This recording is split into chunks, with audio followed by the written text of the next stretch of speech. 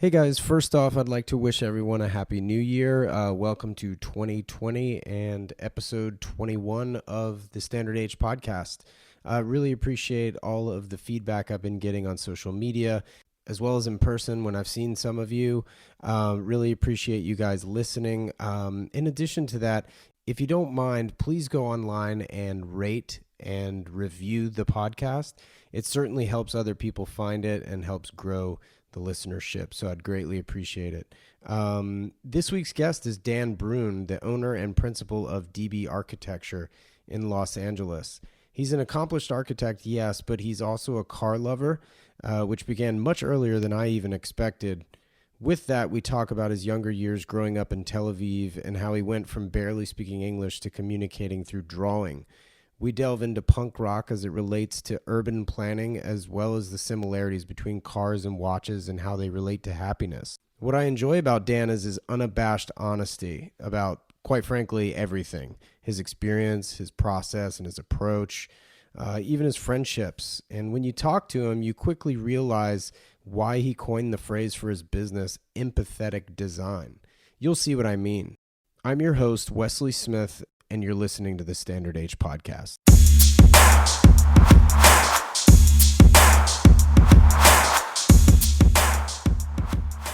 Dan, welcome to the podcast. Thank you. Thank you for having me. Yeah, absolutely. Great to see you again. Likewise. And especially here in Bridge House. Looking forward to hearing more about that, but let's start at the beginning. Okay. Where were you born? Tel Aviv, Israel. Okay. And how long were you there? I was there until the end of first grade, so I came to the States in 1986, just at the beginning of second grade. Awesome. So what was it like in Tel Aviv leading up to that point? What were you doing? Just a kid in basically in a suburban neighborhood just outside of Tel Aviv. I remember as a kid taking like a bus to go into the city. And for anybody who's been to Tel Aviv recently, it's much different than what I had experienced as a kid. So how so? As a kid, it was a very modest city and a modest lifestyle. Luxury is frowned upon in the culture. It was, it started off as not as a socialist country, but there was a lot of socialist ideals, right? So let's say you were a leader of a company or a doctor, the company car would be a Volvo. Because that's like the equilibrium of automobiles, right? You wouldn't have anything that's really, really nice, or the idea of showing off was not at all a part of culture. And it's safe. Yeah. Volvos. Yeah, exactly. Yeah. Yeah, no, it's a safe choice, right? So that's the idea with it. And, environment was always a thought. Water conservation, super important. I remember as a kid, you always thought about that. You always thought about how much you're using water. And then I came to the States, and it was the exact opposite, where, you're surrounded by wealth. I came to Los Angeles. Yeah, I was about to say you moved directly here, right? Yeah, I moved directly here into Beverly Hills, really. And so it's totally different. I mean, my parents, they basically found a very modest townhome that we were renting. It was like in quotes, Spanish style, which to me means nothing. A little home, a piece of crap, really. But they did it so my sister and I would get a good education, because the Beverly Hills education was good at that time, the school district. But I remember being, bombarded with, really expensive cars, things that you would never even see, and you might even get to. Actually, magazines, really, like European magazines from a kid. That's what I saw. And there was racing games on the computer, like Test Drive. I think it was the game I was playing, where you had like Ferraris, the Testarossa, the 959, like those kind of cars were in the game. Oh yeah, absolutely. Yeah. And then you got to see them in real life, and I was like, what is going on here? This is nuts. So when you saw these cars as a child, was it just bright-eyed and bushy-tailed? I was counting cars. My parents got annoyed because I would be like in the car and be like, 1 Mercedes, 2 Mercedes, 2 BMWs. Okay, and then, like again and again and again. But so it just didn't feel real to you? No. It felt like the little Matchbox cars that I played with, only now they're on the road. It was bizarre. Okay, so growing up, if you saw Mercedes, it would be the equivalent of the E-Class, but a taxi cab, right? So that's what, and buses. You wouldn't see an SL, that's not a part of it, right? So all of a sudden you're getting all these cars and you're bombarded with it. It was nuts. And also the lack of thought about environment. It's completely opposite. It's like, oh, just turn the water on, run the hose. Who cares? Also what I said about the house, this whatever style house, all of a sudden there was a home that had no direct light, small windows, but the climate's not that different than Tel Aviv. So it's, in the same equator line, it's very close longitudinally. And so it was weird. And I remember noticing that as a kid. And I remember, why is our house so dark compared to what I lived in Tel Aviv? Interesting. So, yeah, but you have to have a certain mindset, if you will, as a child to even notice cars like that. Like, what do you think got you into cars to begin with? Because if you're not interested in cars, you wouldn't know what a BMW, Mercedes, right, Volvo even is. So, like, to make those distinctions, what...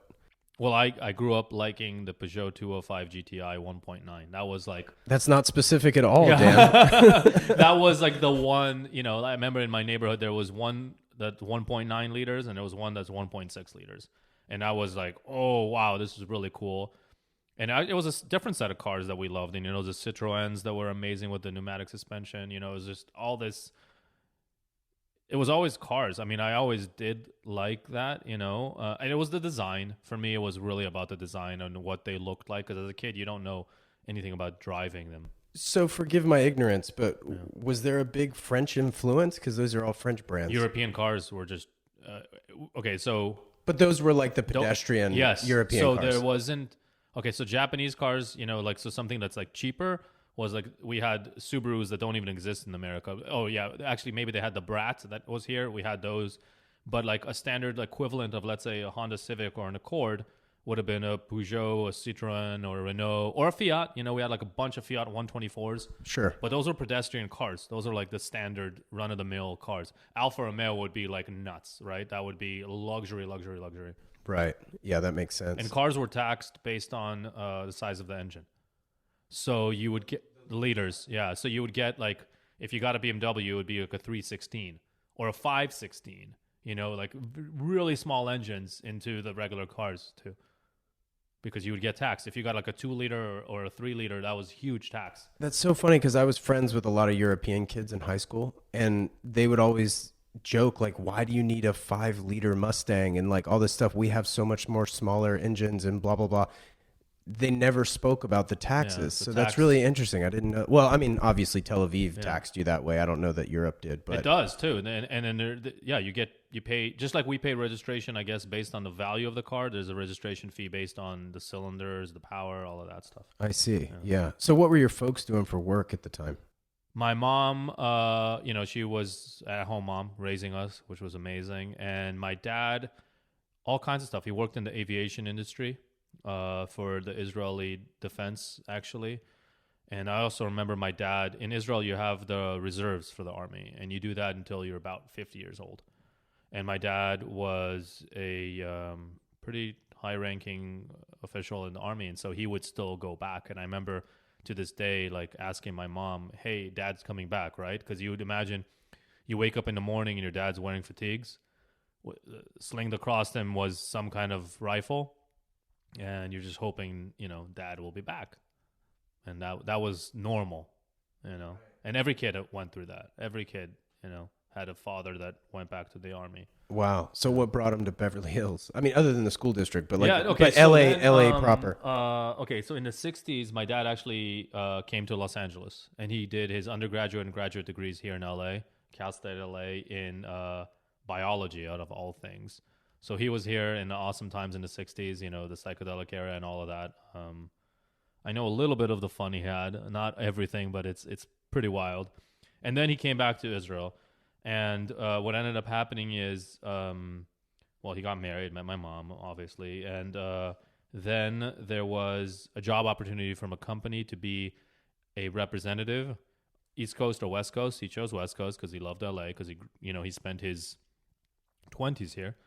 And he ended up coming to LA, and the company was a water filtrations company, automatic self-cleaning water filters, as an Israeli patent, and that's how we got here. He came probably 6 months before us. Oh, cool. Yeah, Right on. So you're in school. You said, what were you, 7? second grade. Yeah, 7. So 7 to 8 years old. So then you go through the school system in Beverly Hills. Like, what were you into kind of as a child on up through, say, high school? Like, what were you doing in your free time? Well, I could actually start with, the cultural shock of coming here, which was real dramatic. I had a school uniform in Israel. Israel used to be a mandate of England. And so the system, even the governmental system, but also the school system is based on that. So I had like a uniform that you would imagine like an English schoolboy in a way, like polyester pants and, like the green shirt and the dark green pants, And then I used to have penny loafers. And I remember being so excited because there was actually a penny here. And I was like, oh my God, I can put the penny in the penny loafer. There's like a little pocket for it. But my feet were so small that they couldn't fit the penny. Oh, right. Anyway, but then I didn't speak English, and that was a challenge. But fondly, I remember there was another kid. His name is Ken Takahashi, a Japanese kid. And we would sit in recess drawing cars. And that was the way of communicating, literally. And it was the BMW E30. And I remember that again and again and again. Like the face of it, I could probably still draw it. Like I remember exactly what that face looks like. And that was communication. Then, as I started to learn English, it was quite difficult because then I understood that kids were making fun of me. So that's even worse, right? So you're like, okay, so now I understand the word, the language and everything. And then you get that people are just mocking you. And then, the years got on, and then things kind of turned around, and I ended up becoming, in quotes, like the popular kid. I had my friend, my girlfriend, everything was kind of good. And then came high school, like after junior high. And that was a challenge all to itself, a whole group of kids. It was hard for me. High school was not a fun time. I hated it. I really, really hated it. I hated the teachers. I think that rings true for a lot of people. Yeah. But the beauty was that my high school, out of all things, had an architecture class with like big drawing tables, like something you would see like in the 60s with like the straight edge, all of that stuff. So I had that from freshman all the way to senior year. I took architecture and engineering classes, and that was my place to shine. So I found my little spot, and I knew actually when I was 7 years old, I knew what my career trajectory was going to be. That's really cool. Yeah. Were you influenced by anybody, or was it literally just like the tables and the layout of the room that I don't was think speaking to you? If I have to think about what I was influenced by, because I didn't know about architects, my parents are not architects. It wasn't something that they said, hey, you know what, this is a cool concept of you to become this. Israel, Tel Aviv is it's actually labeled from UN World Heritage Site by UNESCO as the largest grouping of Bauhaus building. So I grew up in like the international style, like my parents' house, had sliding glass doors, terrazzo floors, open plan. My grandfather's house, the same thing. My grandparents' apartment building, the same thing. So I grew up around that. Incredible. And I think the city planning, all of this was ingrained into my brain. Of course.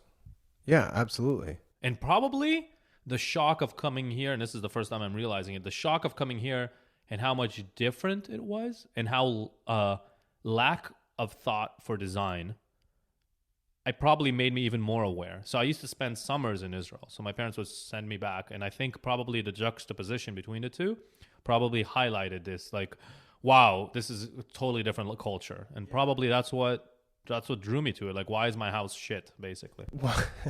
Well, what I find fascinating is the incredible irony of that whole situation, because LA is actually considered somewhat of an architectural city. And like where I grew up in Raleigh, North Carolina, or Cary, actually, right? I mean, it's the epitome of suburbia. Just not necessarily track homes, but track homes. Right. And, there were custom homes and stuff, but like the neighborhoods were like, It would drive you nuts, I'm sure. Okay, so to counter that, I would say yes, LA is known for that, and it has great buildings. Frank Lloyd Wright buildings are here, Schindler buildings are here, Neutra is here, Eames are here, and then you have the more contemporaries like Frank Gehry. But by and large, the city itself does not have a thought towards aesthetic. Like even you go to like London, the graphics, the signage is all worked out. In LA, like there's not a thought of this.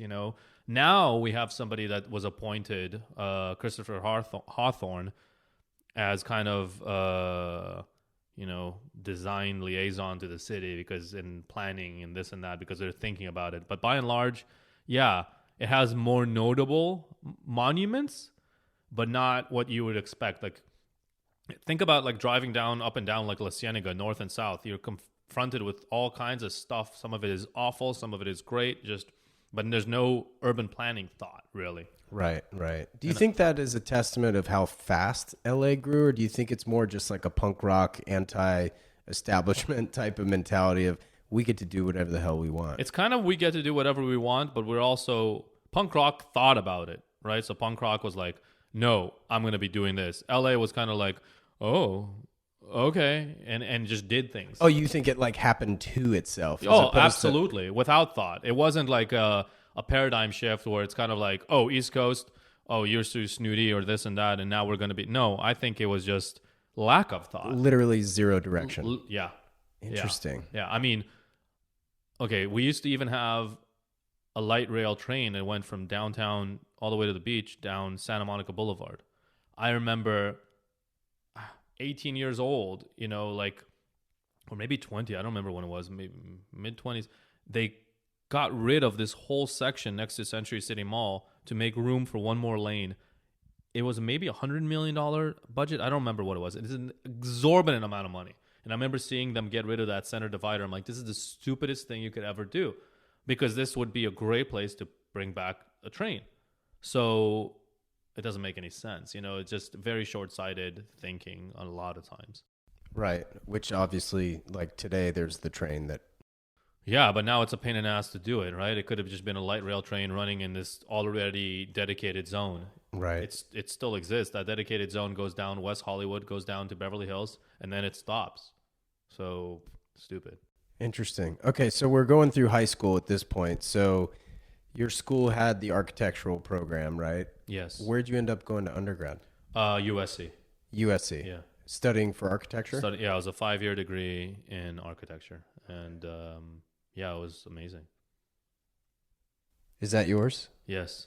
So there's I guess it's a letter, sort of, right? It's a diploma. It is the diploma, Yeah. actually. Yeah. That reads Harvard University. That's my master's degree. So I did 5 years in undergrad, and I worked every single summer in interning at an office, and then 2 years afterwards working in the same office again, and kind of always with the trajectory of going to grad school. And then I applied and I went to grad school for 2 years and came back to LA after that. So I would imagine you and I as well. Do you know Noah Walker? Yeah, of course. Okay. Yeah. He was obviously a graduate of Harvard as well. Yeah, he graduated after me. Okay. I was thinking we're all like within maybe a 5-year range of Yeah. one another. Yeah. So you guys were not in school together? No. Okay, interesting. Yeah, I met him actually here. Oh, funny. Yeah, after the fact. Yeah. Got it. Oh, that's cool. Yeah. Nice. Well, okay, so then you go to Harvard, and then after Harvard, where do you end up professionally? LA. So actually at USC, I ended up going to do like a semester abroad in Italy.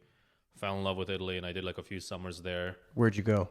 Lake Como. There was an exchange program there, which was just freaking amazing. Incredible. So I lived in Milan, Lake Como, and Rome, and then I spent quite a bit of time also at that time in London and in the summers in between there.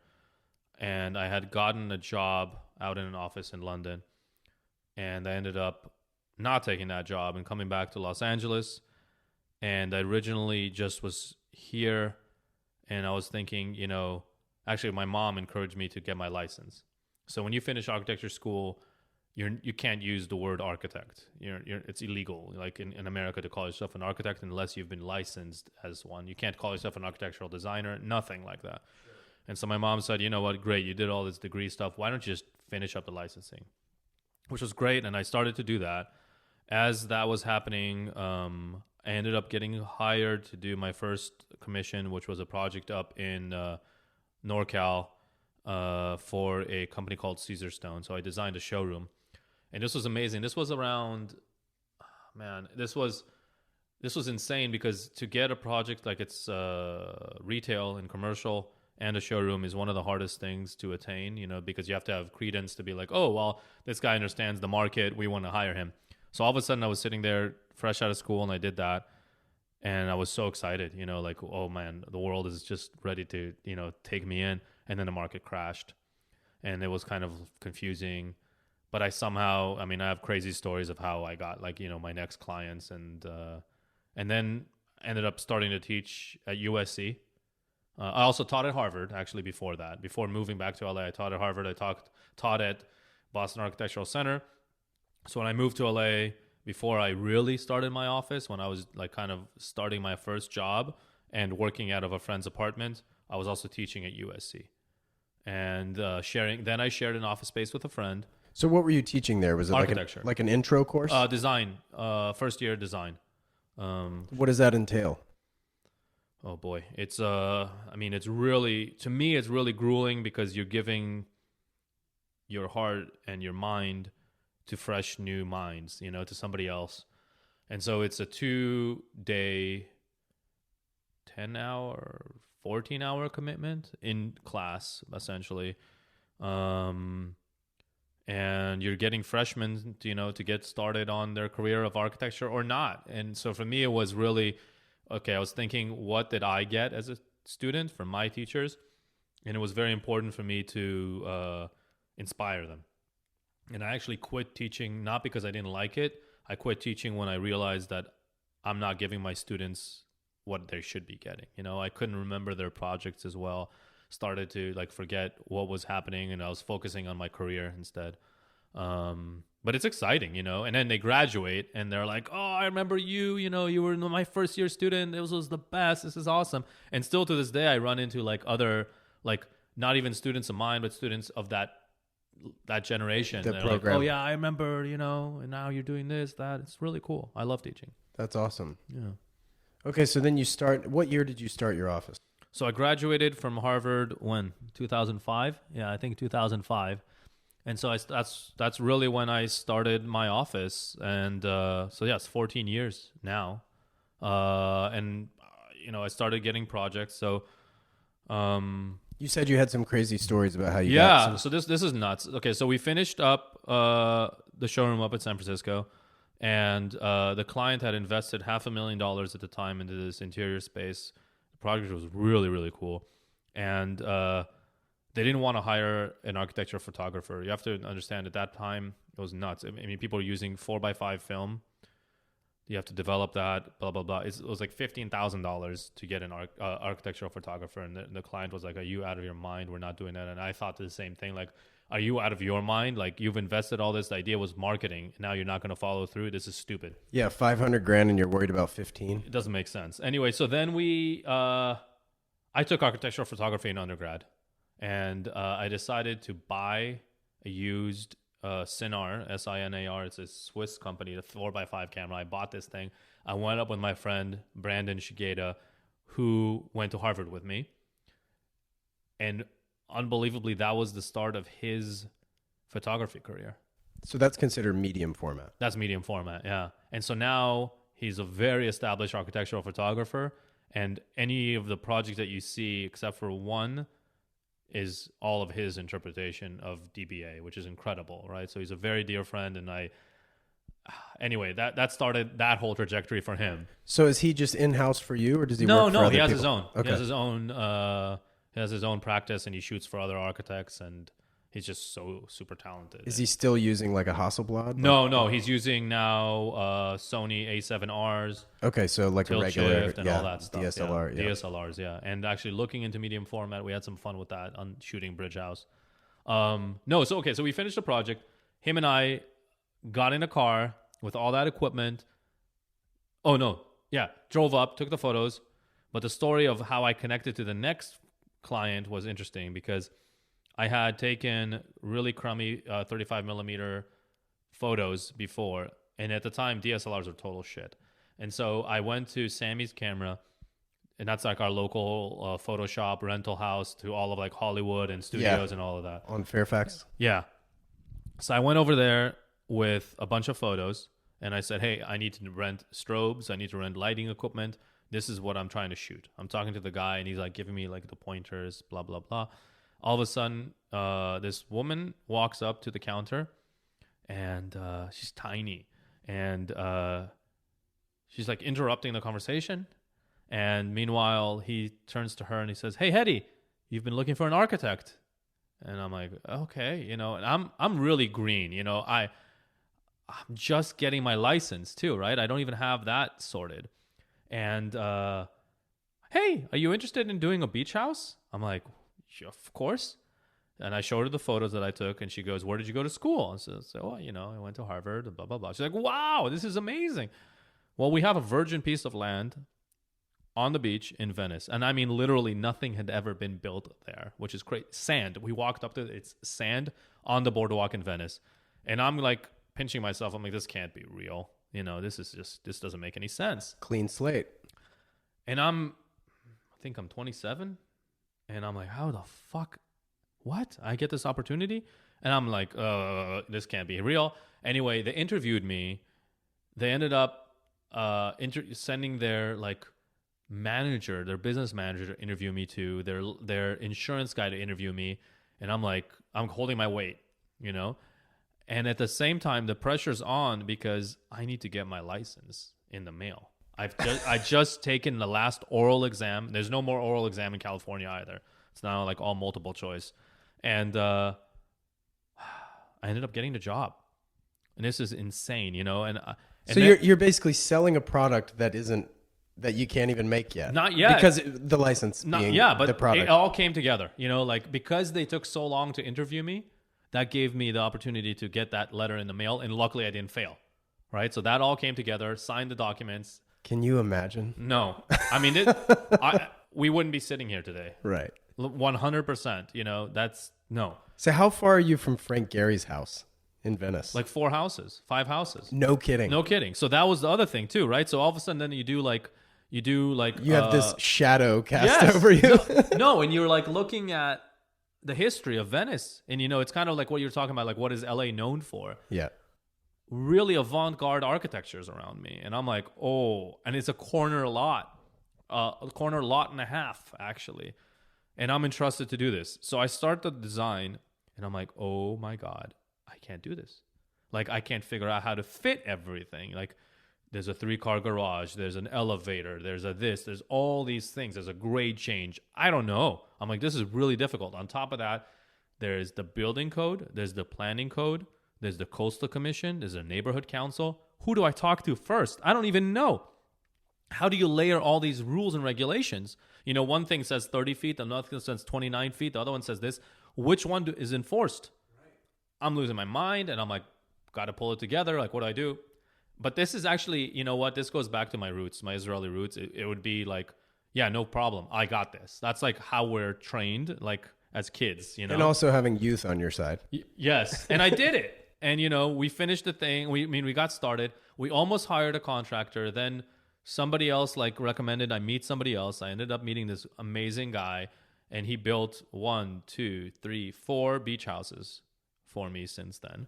Incredible. And what'd you do with the 3-car garage? You dig for that, or what? No. One of the things I never wanted to do was to dig down there, because I was fundamentally, I knew water encroachment, and so it's actually on grade, just side by side. On that one, it's 1, 2, 3 side by side.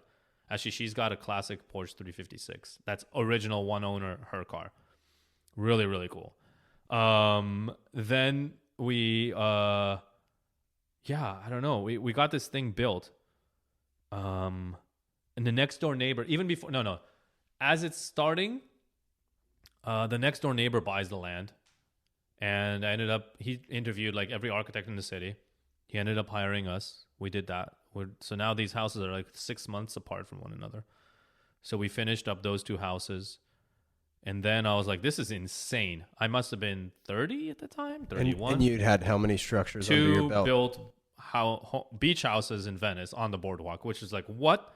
This is crazy. And then all of a sudden, somebody else contacted us. We did one in Marina Del Rey. So then we had 3. And then somebody else contacted us, not on the beach. Then else 4. And then this one client, years down the line, she's like, hey, there's another opportunity to buy another piece of land. I want to build something more permanent. And so we're in construction on that one. It's an all concrete 3-story house. It's really, really cool. Where is that? Like 4 houses down from. Yeah. Okay, got it. It's like you could stand and see them. And actually, one thing that's interesting in my career is it's not like this happens multiple times. We did a house up on in the Bird Streets, which is like in Sunset Plaza in LA, like north of West Hollywood. We got hired by one client to do a ground up house. And then a different client wanted us to renovate this mid-century house on a different streets. But it's like a comb, right? So if you have the long street, there's 2 other streets parallel to it, and they're all both on dead ends. So you could actually see one house from the next, which is really bizarre. And we're doing another, like 2 houses side by side. So this kind of like... That's currently? That's currently, yeah. Okay. So one finished. No, we did the mid-century. That's done. It's actually the first house we ever designed that's been up on the market. And then the other one that we're building is in construction now, and it's huge. Okay, so we're kind of glazing over a little bit of the growth here. But, yeah, a little bit. But that's okay. What is the size of your firm like in the early days? Obviously, it was just you. But how soon did you hire your first employee? Or what's your size now? Okay, so our first employee was hired when we got the second beach house. Okay. And how that happened is momentous, too, because she walked by. I was sharing a storefront. She walked by. She saw the model of a project that we were working on. She was interviewing a position as a hostess at a restaurant, but she had went to design school. And she just said, hey, let me walk in. And I said, go get your portfolio. She's like, I live across the street. I'm like, go get it. And I hired her. And it was like, what? Why do I have this employee now? And that was the first employee I ever had. And all of a sudden you have this person sitting there. And I'm responsible for them now. And it's like a kid. I don't have any kids, but it's like, wow, their livelihood is dependent on you. And that's a lot. And you're 29 at the time? Something like that. Now responsible for a 22-year-old? Yeah, which is nuts, right? And you're right. Like, oh, God, what am I doing? And she's a dear friend. She's amazing. She's no longer with the company because she moved back home to Virginia. But we still, very much in contact. And then she moved with us to the next office. And I think my firm has grown up till like 6 people max. So it fluctuates, between like 3, 6, 5, it goes up and down. So this is a byproduct of people just doing their own thing afterwards or moving, like you said? It's need also project. Also, it's interesting. I generally don't like that question of how many people are in the office. And I'll tell you why is that it's about efficiency. So my office is hyper efficient compared to other offices that I know have 10, 15 people, and they produce far less than us. Right. And so for me, it's about the way that I run the office. I also hire very experienced people. That was my next question. It's like, what do you look for? Happiness. That's literally the first thing. So we get a lot of CVs. People are always saying to me, oh, it must be really hard to hire. It's the opposite. I think for us, in essence, like I get first dibs, which I'm really lucky to say that, and it's really amazing. People recognize the work and they want to work for us, which is awesome. And so I typically don't have to put a feeler out to get people in. Is there any sort of commonality of those applicants, like where they're coming from, like any particular schools or anything? Okay. Anywhere. You could have France, China, Algeria, Russia, and then all the states in America, Canada, Argentina we've had, Brazil. Brazil is huge for us. I don't know. It's very interesting. Even on our Instagram too, a lot of Brazilians. It's crazy. Like I follow a lot of architectural type of, accounts on Instagram. Some of the coolest houses I've seen, they always seem to be in Brazil. Yeah, there's a good modernist thought and appreciation there. It's been in their mindset. One of my favorite architects, Oscar Niemeyer, is based. I mean, he passed away not too long ago, based in Brazil. Right. That's interesting. Okay, so as you've gone through the growth and so this is all basically word of mouth that you're dealing with, or like how are you getting all these projects? It's very interesting. So we have luckily, I've maintained a good group of clients, and I'm very proud of the projects that we've completed. I don't have like a hidden portfolio of stuff that I can't show you, except for the stuff I can't show you because of like non-disclosures. Like clients are like, "Oh, we can't show this house. We can't show this house." Because it's in the works or whatever. No, because they're celebrities. Oh, I see. And or they think they're, special. And so we have a set of those as well. That's hilarious. But by and large, it's word of mouth. Somebody saw something else. Okay, so we just completed a condo in the Wilshire corridor. Really exciting. It's not been photographed yet, and this will be photographed, and it will be up soon. But the client saw that first house I did on the beach called Flip Flop House. And luckily, when he was there, he was with a friend of his. That friend of his had been to my parents' house, which I designed. And she's like, I think I know who the architect is.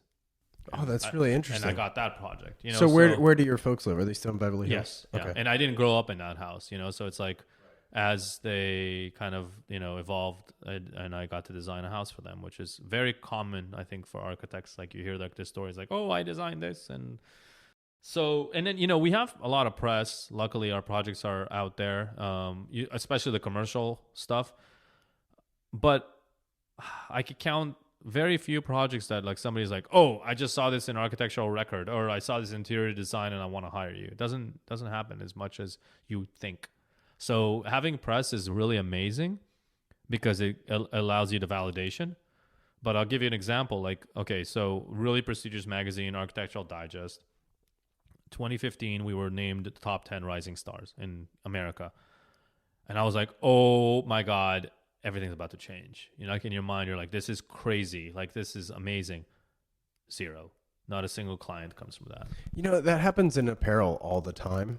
And the funny thing too about that whole equation is that you were a rising star 10 years after you started. Yeah. You took a decade in order for you to be considered a rising star. Yeah. Well, I mean, in architecture, that's fast, to be honest. It's a old person's profession. But yeah, so we got that and meant nothing. Actually, it shot me in the foot. I remember sending a proposal and including press. And I found out through the person that recommended us that basically like, oh, this is a bit much for us. Like, not the cost, just like, we don't know if we want to work with somebody who's that. I'm like, okay, who do you want to work with? So it's weird. LA, what's interesting about LA, and it goes back to what we were talking about before, but you could have a lot of people with a lot of money here, but they don't have maybe a lot of substance behind that money. Or taste. That's a whole other thing. So, but then when they are confronted with somebody who is a top 10, right? That's top 10 is nothing, right? It's a small number of people.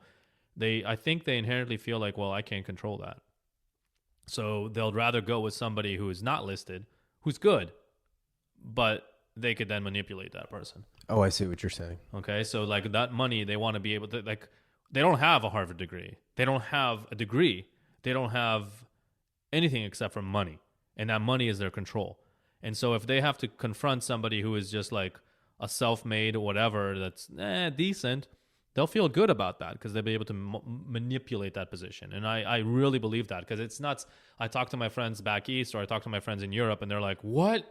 That's what we want. We were looking for that. We're looking for that. Yeah, that Harvard degree. That Harvard degree, by the way, in the East Coast or Europe, it's like, whoa, God. Here, look, it's sitting on the floor. Like, I'm not, it's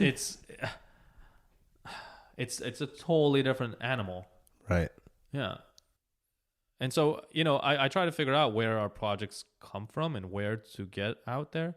One of the better things we've had is a few years ago, build.com, which is a website probably most people don't know about.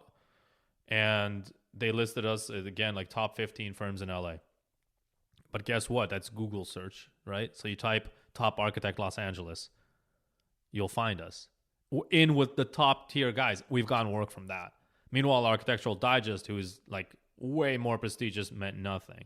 And today we got actually Home Builder Digest, I believe it's called, put us in the top Beverly Hills architects. Again, it's a list of 10. We're on there. I think that's going to help too. Yeah, sure. Because if somebody writes top Beverly Hills architect, we'll show up. So it's really weird how it all happens. Some of our projects are friends, so I did a store in actually RTA, which is a clothing store in Melrose. And then we did one for them in Las Vegas. I was going to ask you about that. So like, and how your approach is different between commercial versus residential. Yeah. So, but that was a childhood friend that started that brand, and then they reached out to us. And luckily, it's been an amazing relationship, and I love the brand and I love what they stand for. But it was, in terms of approach, okay, so how do I start this? Okay, so in terms of approach, it was really a challenge because all of a sudden there's a creative director.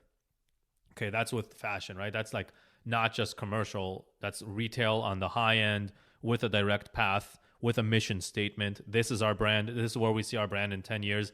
We need our store to define that.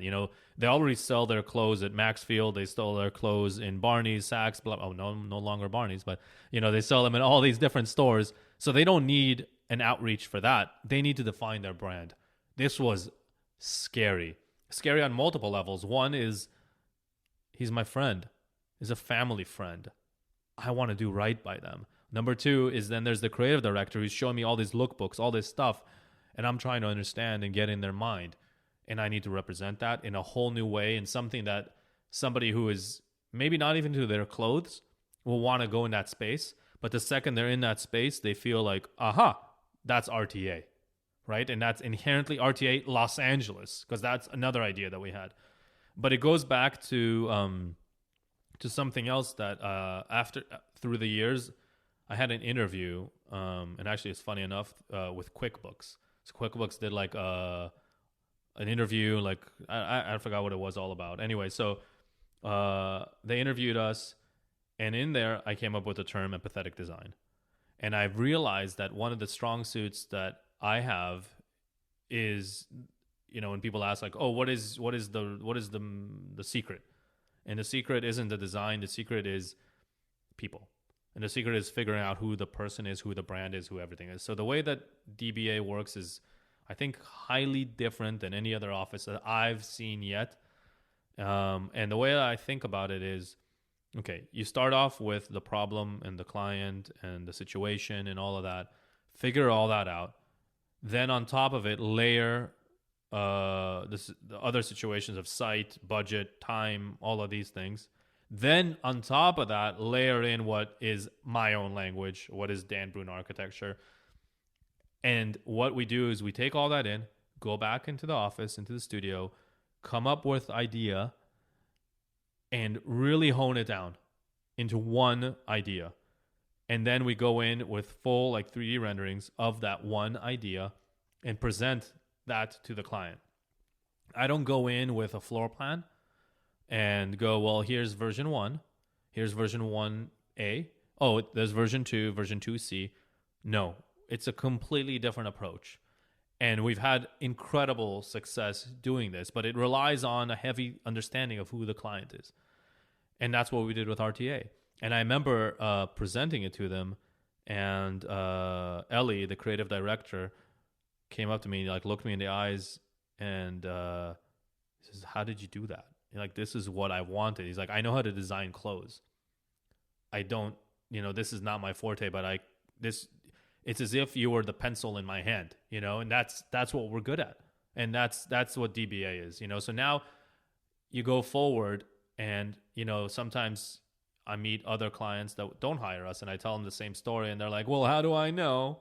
And how do I make sure of this? And I go back and I say, well, At this point, 14 years in my career, you could look back at all the portfolio pieces. You could see who we are. I'll give you you could call all my clients. You could figure all that out.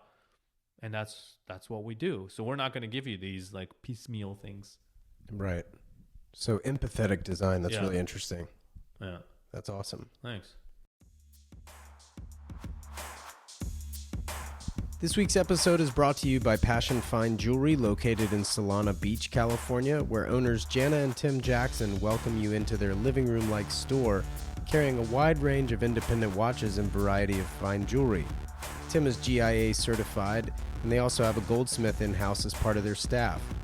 Visit passionfinejewelry.com for more information, and if you're ever in Southern California, please make it a point to visit the store. You can also find a wealth of information via Tim's blog, independentintime.com.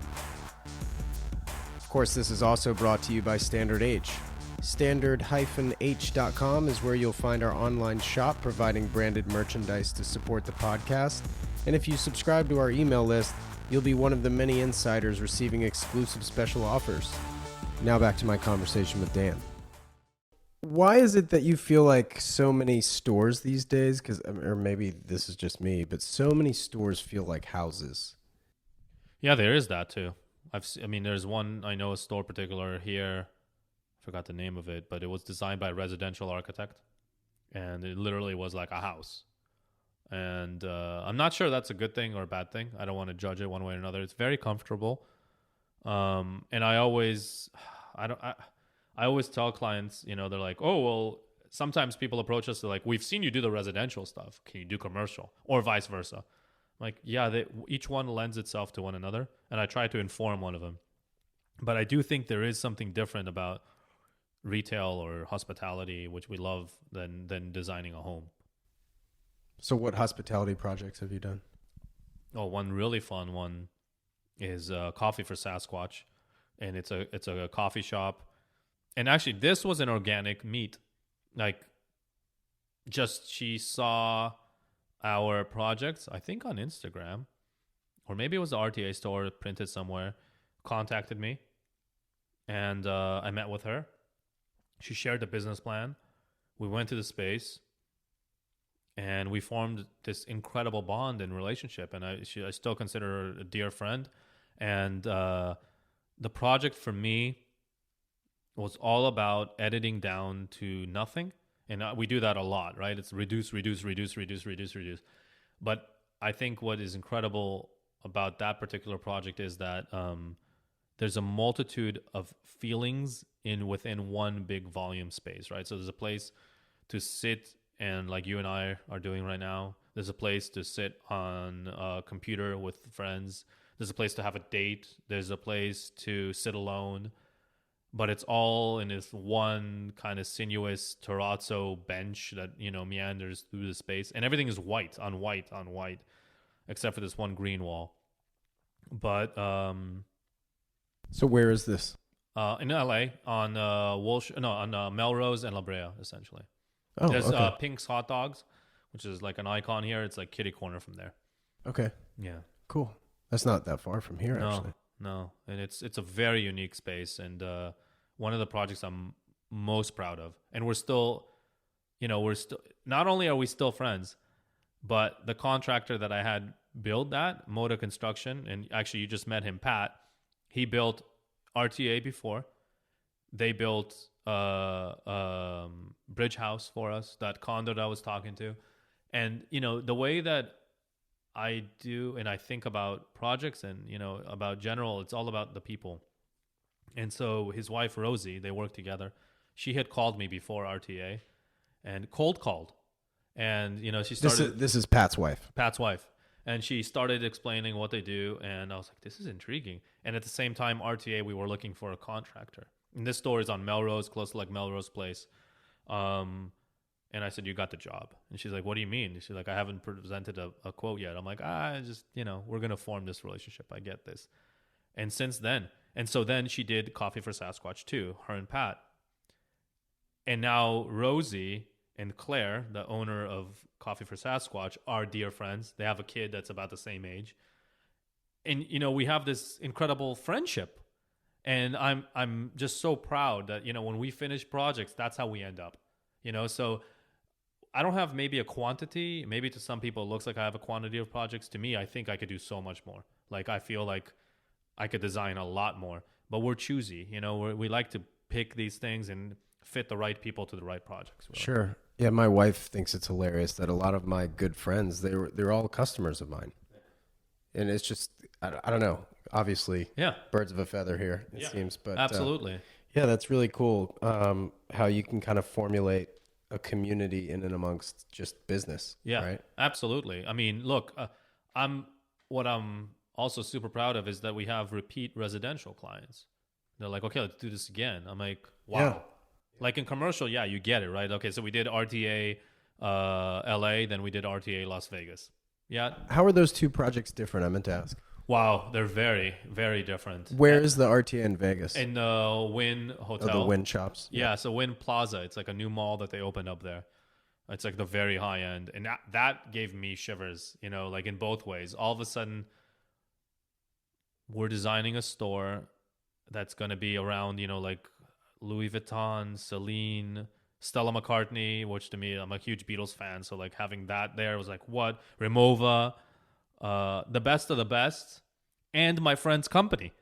So he made it too, So it's like, what? Like this, I still have to pinch myself over that. And we broke a lot of rules in that shop that, that the Wynn were like, no, we have these directions. We can't do it. Like one of the things for me is lighting. I'm huge into lighting. Okay, so I'll tell you what they both share. They both don't have down lighting. So I wanted to create an ambience where there isn't shadow, where you could wear the clothes and see everything and it looks amazing no matter what. And you could take the photos, right? So like new retail, you should be able to take photos, send it to your friends. So no downlighting, meaning no lights above you. No, no lights in the ceiling. The only place that we have downlights are over the clothing racks. Everything else is like secret like lights that we've kind of hidden throughout the space.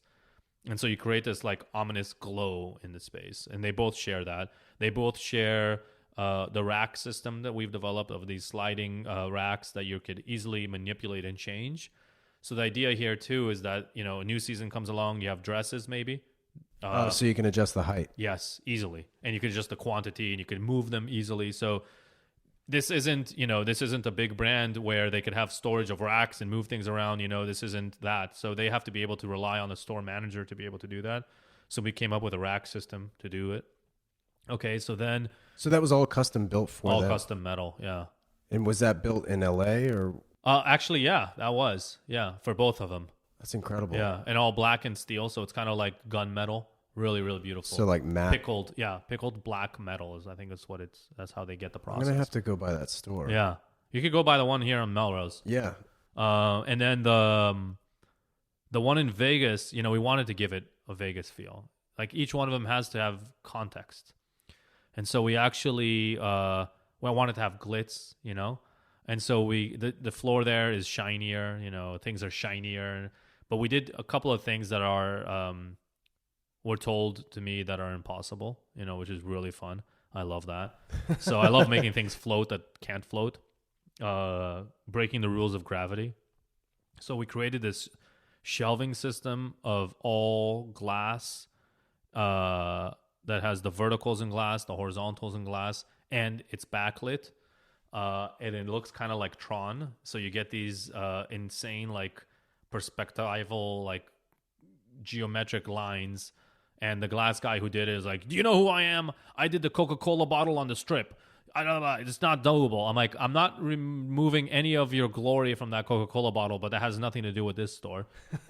And we came up with a way to make that happen. After the contractor was like, no, it's not possible. I'm like, yes, it's. We just have to figure out the detail that makes you feel confident in doing it. And it creates this depth as well. And the light moves, because what ends up happening is the light is behind the shelf, behind the glass, but light goes through glass to the front edge.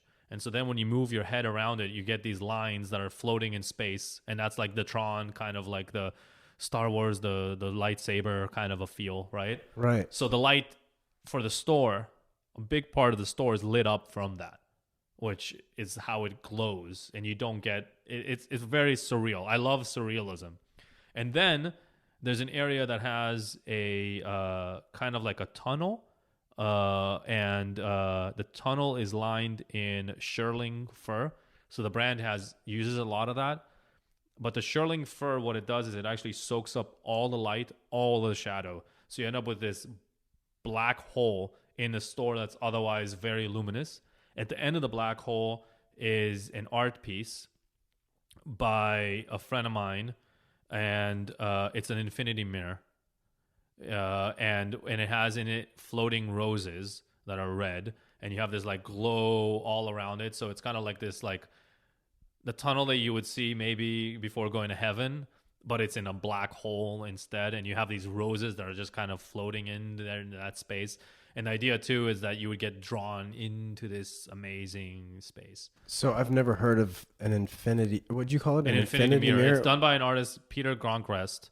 And what an infinity mirror is, you've seen it. What it is it has, a layer of glass in the front, a mirror in the back, and lights all the way around it.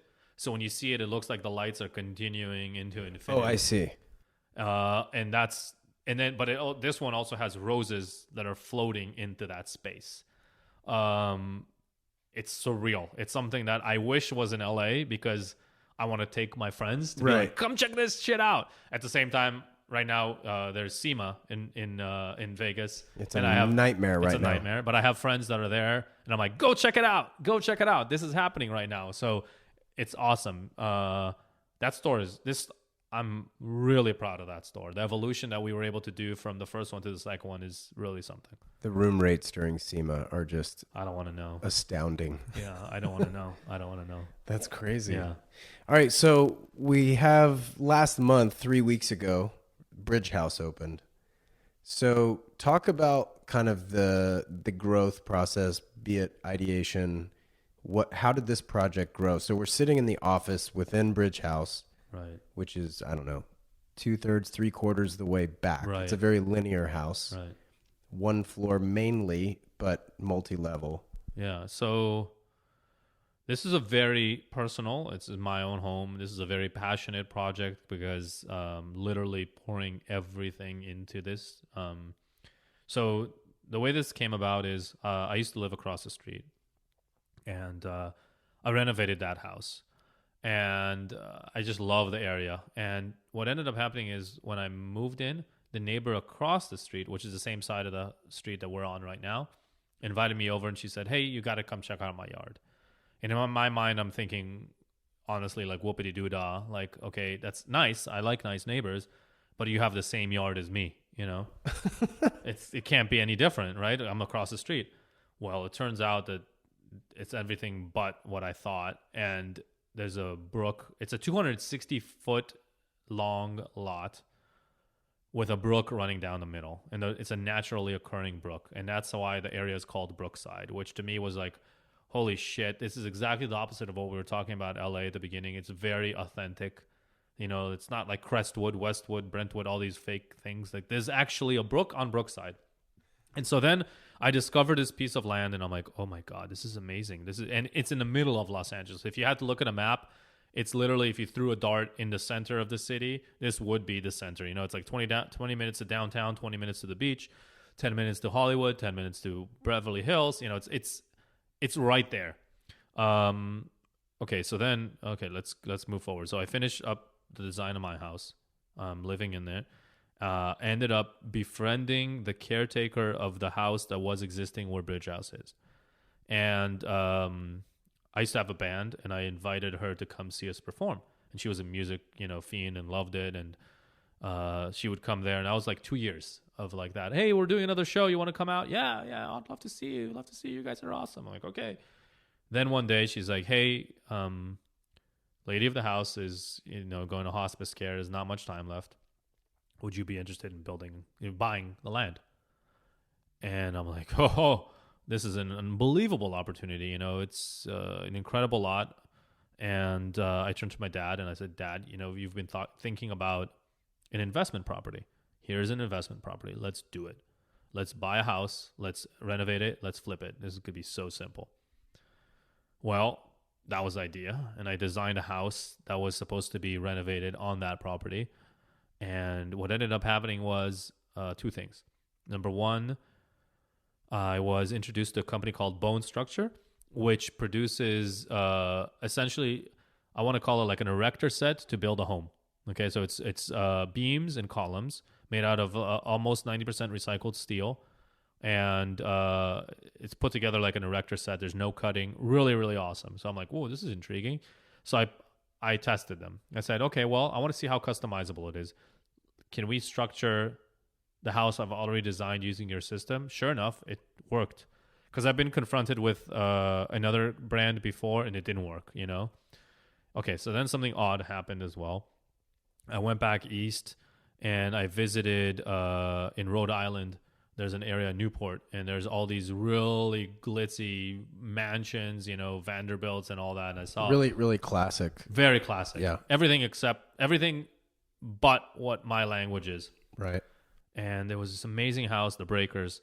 And I remember, so you've been there? No. I have a friend that lives there. I've never been there, but I've also seen a lot of coverage throughout, like Architectural Digest Okay. and other things. But yes, It's incredible. It's just like, anyway. So I remember what I took from it was the drive up to the house. And it's, you know, you're driving over this path, and then you get to the house, and you have this like porte cochere, you spin around. And it's very English also, like countryside home. exactly. And I love that. I was like, fuck, this is awesome. So then I thought, well, I'm going about this strategy completely wrong. My connection to nature doesn't make sense. So typical home is front yard, house, rear yard. From the rear yard, you have a view towards everything. I thought to turn that upside down, you know, like let's rethink all of this altogether. So all of a sudden, okay, now I have this kit of parts that could be modular. So I'm thinking, okay, well, let's do that. Let's just go bridge across this lot. So every 5 feet, you know, boom, boom, boom, boom, boom, boom, column, you have a span of 20 feet sideways. And the idea was to create a home that has an integral connection to nature no matter where you're at. So every window, every door, like looking out, is connected to the nature because it's running the length of the lot. So the lot is 260 feet long. The house is 210 feet long, 20 feet wide. And it's situated on the south side of the property with all the major glass windows, you know, the large openings facing north. That way you're reducing also like the natural heat that's coming in, the heat gain. So the idea was to create a very passive designed home that, you know, could be, you know, qualified as net zero and thinking about all these things. And that's how we are here. I mean, that's, you know, there's a lot of steps that happen in between. And one of the things that happened, actually going back fully to Caesarstone, the first project. So when the Caesarstone project was done, they did invite the editor and the founder of Dwell magazine. And she was out there, and I came out there too to give the presentation of the project, which was incredible. And I befriended her, and we became, you know, dear friends. And we fast forward to around the time of the thought of Bridge House, and I did this rendering. I'm like, this is what I'm going to do. I'm crazy. Let's do it. And I met Michaela, and I showed her the rendering, and she dropped it. She says, that's it. This is the next Dwell home. So now that meant that I had media coverage. Once I had media coverage, I then thought, well, let's use this as a marketing scheme. So I became like a producer. So I use this house. The idea is to share the story. So all the products, we have like 65 plus sponsors. So everything you touch and see and feel is by a sponsor. And it is through relationships that I've built in 20 plus years in the industry. And the idea is to come up with new ways and new thinking for people to see a home and to experience things and to take away something from here. And so we put together this like think tank. And the idea is that the house, you know, is located in the center of the city, and to be able to host events, host parties, and get people to see what I think a home can be and how you could accomplish it. And it goes back even another step, because we talked about LA and the history and the rich history of architecture. There was the case study house movement, which basically took the idea of how do you build on unbuildable sites, you know, and how do you supply homes to soldiers coming back from the war, affordable housing.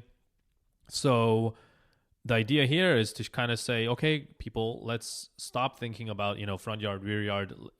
You have all this land. Let's think about another way of using it. And I want people to also stop thinking about like square footage, size. And this goes back to the question you asked me about how many employees I have. Is that really the problem? Can we produce it? That's the issue, right? So it's the same thing as if you buy an iPhone, the screen size, the storage, but that's like the program of a house, right? So it's like, okay, I have 2 kids. I need X amount of bedrooms. You don't know the battery size, but you know how long the battery lasts. So it's the same thing with the house. I could tell you how big it is in area, but how does it feel is not quantifiable. So that's also something I want people to erase, because what we battle against as architects here is that realtors lead the market in a way, and banks lead the market, and they give you a loan based on dollars per square foot. Yeah, I was about to say everything is price per square foot. Yeah, and that's not the way to quantify quality at all. So this house is supposed to do a lot, and it's very exciting to be here right now, and just the beginning of it, the infancy. It's a baby. Let's let it live. Yeah, it's something as I've been like working on, my wife and I are doing some work to our house and such, and I toured the Hollyhock house a couple of weeks ago. So you want to go to talk about size not being quality or being, justified. But if you go look at like the trims and the intricate detail that's in that house, the chair railing, the moldings, everything, you can't build a house like that now. No. I mean, you can, but it will be 10 times more expensive than the next house of the same square footage. Correct. And so like there's that argument, right, of like, God, where did all that go? But now but I will say things like Bridge House, which seems very minimal, have an incredible amount of detail in order to present that minimalism. Oh, absolutely. The minimal editing, and even if you're like, a cinematographer and making a movie, editing or writing a book or anything, editing is the true art. Getting things down to be nothing. That's something, and I say this, okay, so Bridge House is really about, it's a rectangle, as I said, like about 20 feet by about 210 feet. But the real beauty for me and the real winner for me is that there's so many different feels and so many different spaces within that confined geometry. So my thing is honestly like less is more, right? So you see all these designed things that have angles and blah, blah, blah, and all this shit. And like for me, it's like, okay, well, let's reduce that to nothing. And so this house really becomes about light. It becomes about volume and space and nature. And that's it. So the materials I chose were to complement, and they weren't there, like magazines ask me what's trending right now. I don't know. Look at the floors. It's what I grew up with in Israel. Honestly, it's like terrazzo floors. Like that hasn't changed, and it's about the reflection that you get on the floor. It's these kind of things, and everything is supposed to be timeless and really reductive. I believe in that big time. Yeah, it's kind of funny you mentioned the reflection, because like there's basically no lights on in this room, right? But yet it's very well lit. Yeah, and I mean, even if we go to the so-called basement or the music room, there's a few transom windows, and there's a couple of bigger, taller windows because we cut the ground away from it. And there too, until sunset, you're totally good. Like, yeah, it's understanding light is super important. That's awesome. Well, to come full circle back to your childhood and noticing and drawing like E30s and such, you're a big car guy. Absolutely. That's actually, I think, part of how we met. We kind of met was through Absolutely. Instagram and cars. Yeah. You have a vintage 911. Yeah. But yet you did mention the E30 was your car of choice when drawing. Yeah. That became your language, right? So absolutely. You also mentioned the BMW event. So let's talk about the BMW event for just a hot second. Oh, absolutely. I mean, so the the E30, also my friend's dad growing up in Israel had one of those. And actually, it's so different than the specs that you have in America. Like, again, it was probably a 316, had power windows in the front, no power windows in the back. Like, you don't even get that in America. That's how, like, minimal it was. So that E30 to me was, like, the ethos of design, and I grew up with that. Now, years down the line, I think like my cars of choice has been, I've had, countless BMWs, one after another and after for like 20 plus years. And Do you have a favorite? I had an E39 528 stick, which was, I wish I kept that. You know, they don't exist, right? It was beautiful anthracite with gray leather, and it was just, I love that one. That was one of my top. Right now, I have the F10 M5, which is actually, this was nuts. It's the last one produced, at least for America, which was crazy, and I absolutely love that one. And is that manual? No, DSG dual clutch. Yeah, but it leaps and bounds different than the current one, right? It's an animal. It's an animal. And then obviously now I also have the i8 as part of my partnership with BMW. And so and I say that obviously it's maybe not so obvious, but so what ended up happening as Bridge House was starting, and I've always been infatuated with car design, as I mentioned. You know, it's like, actually I applied to school, my portfolio was car design. I'd always envisioned myself as having a car manufacturing, car design, something like that. You know? Well, especially with Art Center right here. Yeah, I know, right? No, this was like, but, you know, I didn't pursue that because I didn't want to end up being the door handle guy.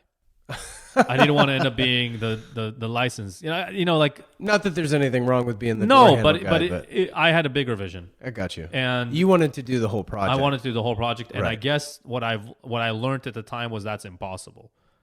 It is possible, just very, you know, it's, I guess the same with architecture, but it even maybe harder. So we started Bridge House, and I'm talking about all the net zero things, all the solar panels, everything about that, and all my partners, and I'm thinking about the future. And at the time, I'm driving a car that's, you know, it was the M5. It's, you know, and it's taking all this gas. I was about to say to offset. Yeah, it's not okay. You know, it's the classic LA thing to have the Range Rover and a Prius. Yeah, so it just didn't feel right. You know, it didn't feel like it's part of the project. And another one of my partners is Bosch, and we have the electric car charger there. You know, I'm like, oh my God, this is amazing. And I'm like, well, I need to contact BMW, and I need to form a partnership, because I honestly believe that the I-Series cars are just incredible. And, you know, people talk about range, blah, blah, blah. This will go back to my argument about size. You know, it's the same thing about horsepower. That's so not looking towards the future, right? It's the same thing. Like, how many horsepower do you have? Well, how much does the car weigh? Yeah, exactly. So what I commend BMW on is the fact that, you know, the iRange rethinks structure. So it's like using the plastic reinforced carbon fiber, recycled materials on the inside of the car. The i3 is a whole new concept of what a vehicle could look like in the future. Some people think it's ugly. I think it's just utilitarianly beautiful. It's an incredible machine. So, and still to this day, I don't see another car manufacturer who said, you know what, let's think about what a car looks like in the future. Instead, everybody's electrifying the standard 3-box, the standard 5-box car design. You know, what is a Tesla? It's a regular unibody car with a battery pack skateboard underneath it. Even a new Porsche Taycan, you know, it's a standard 4-door with a lift gate. We need to think about that and the materials that are used. So I contacted the marketing team at BMW West Coast, and I said, hey, I have this project. I'm a huge avid designer. I'm a huge avid BMW fan. The Bridge House is built using this bone structure component of kit. So is the i3 series, the i8 series. You know, they're all thinking. You guys are thinking about that in the future. Like, how is that going to be built? And I said, this would be an amazing partnership that we could form and use Bridge House as a way, honestly, to bridge design, culture, the forward thinking of cars in the home, and let's combine that together. The house is located a few blocks from Beverly Hills BMW, which is just down the street, one of the biggest dealers in America. And, you know, I persevered, and I remember I drove up to Car Week in Monterey. I met with the West Coast heads, Matt Collins and Lindsay Covington, and I had a great meeting with them. And here we are today. So then, full circle, we released the Vision M Next and made its LA debut at Bridge House. I get shivers thinking about this. This happened 2 weeks ago. And I asked Lindsay, the marketing head for the West Coast, I said, hey, can I give a little talk? I'd love to say a few words about the E30 and how this was my language. People put their words together. I put pen and paper, and this is how I communicated. Now today, all of a sudden, I have this one-of-one car in this one-of-one home. Let's start our relationship to the world based on that. And I'll never forget that date. It's awesome. Thank you. Yeah, that's super cool. So where do you stand with Porsche these days? I think I made myself pretty clear. I mean, it's a vintage, right? I have a vintage, and that's and a lot of people are going to hate me, but to me, I don't care. I mean, honesty and authenticity is where I've always stood. The Porsche world ended to me with a 997. Okay, and that was the real bitter end. I even like the 996. The 996 GT3 is a killer car. And yeah, I don't see anything, and it's yeah, I go where I see the future, and that's it. Well, that's cool.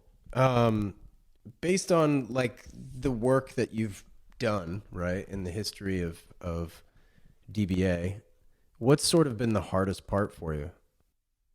I think, okay, it's always the same thing. I think that's really hard.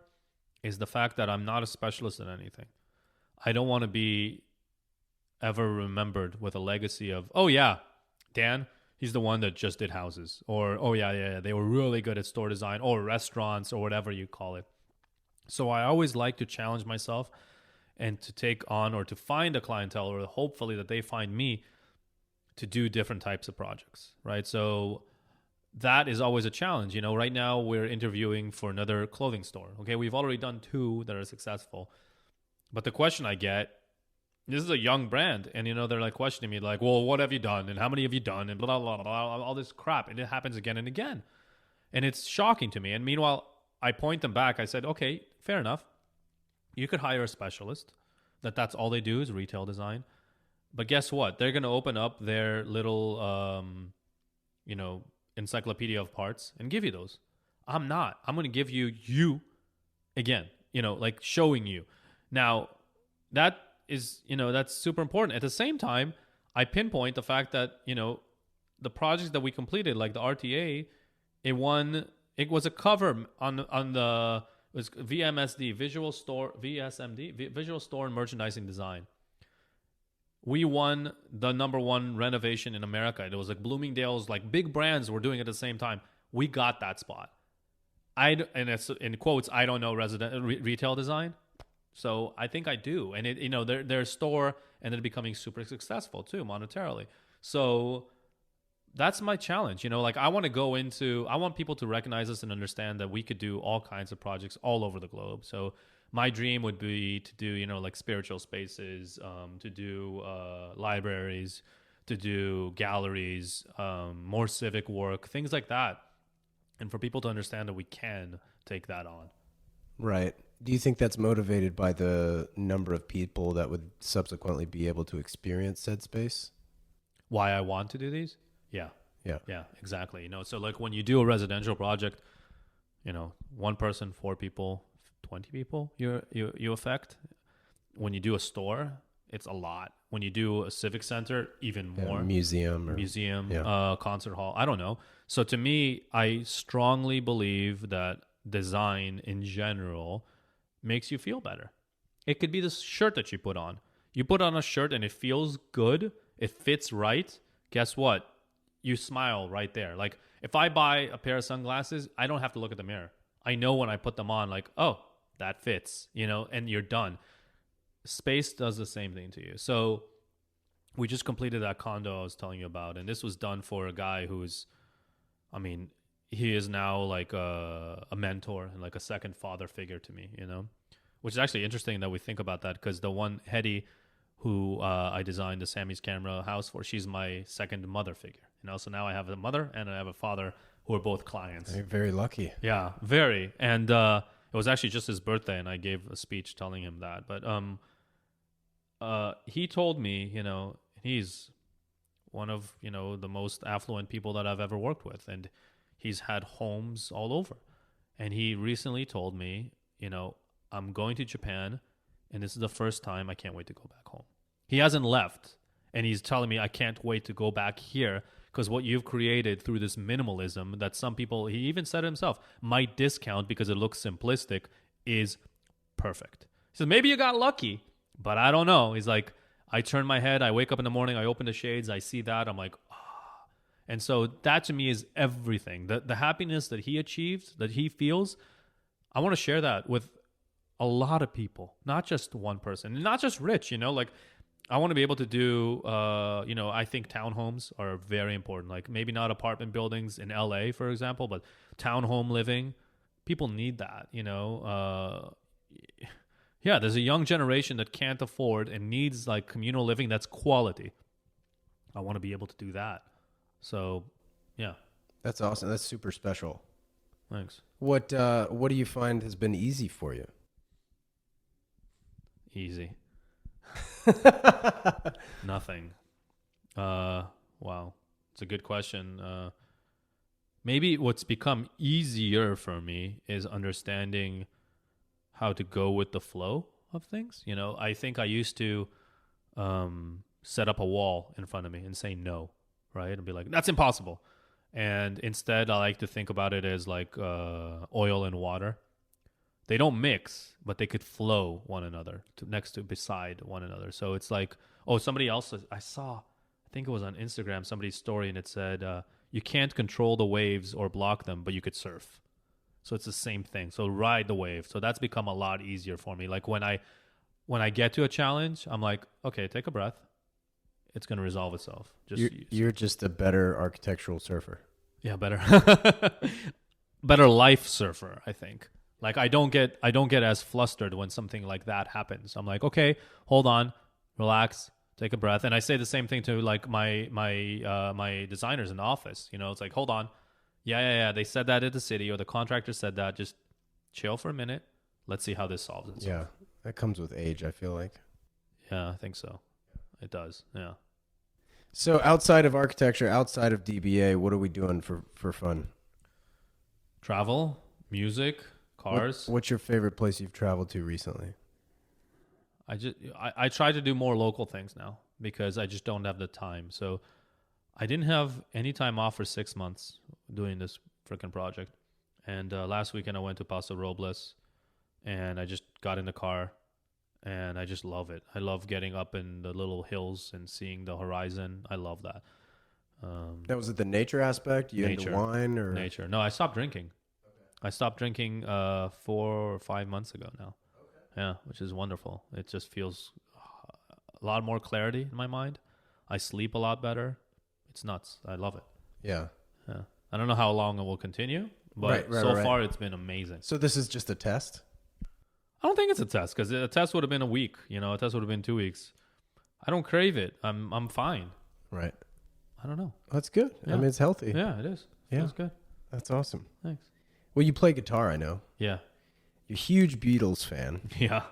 So did your dad get you into the Beatles? My having mom. Come here? Oh, interesting. Okay. Okay, so... how'd that come about? Okay, this is interesting. So growing up in Israel, not speaking English, my mom used to play she plays piano. And she used to play, like Obladi, Oblada, all these songs and the piano. And I would listen. And I was like, oh, this is awesome. Putting on the records. I was a huge Duran Duran fan. Sweet. I had a big poster, up in my room with like the 5 faces. It was awesome. And I remember my sister buying me a cassette, and I would sing along to it. I didn't know the words. I would just pretend, right? Right. And evidently, I told my mom when I was 7, when I grow up, I'm going to be a singer, but in English. That was my dream. And then, so the Beatles were monstrous. And I remember, like, in elementary school, junior high, a teacher came up to my parents and said, I wish Dan would remember his history as well as he remembers lyrics, because that was it. That was it. And so I would put on my headphones and listen to the layers, and I still do. And, it's a big part of my life. Yeah, I could give you like car statistics, and like when I was 11, I could give you every batting average for everybody in baseball. But like, really, yeah, I'm sure my wife would be like, I wish you could just remember what's on our calendar a little better. No, it's the same thing. So for me, it was just, it's really cool. Actually, this year, I got to see Paul McCartney perform at the Dodgers Stadium, Awesome. and he brought Ringo on. Yeah. I lost my shit. I mean, that was just like two Beatles. Like, that's the first I've seen Paul so many times, but it was all of a sudden Ringo was there too, and they were like, what? That's like 50% of the Beatles right there. It's incredible. Yeah. Another one was and 100% of those living.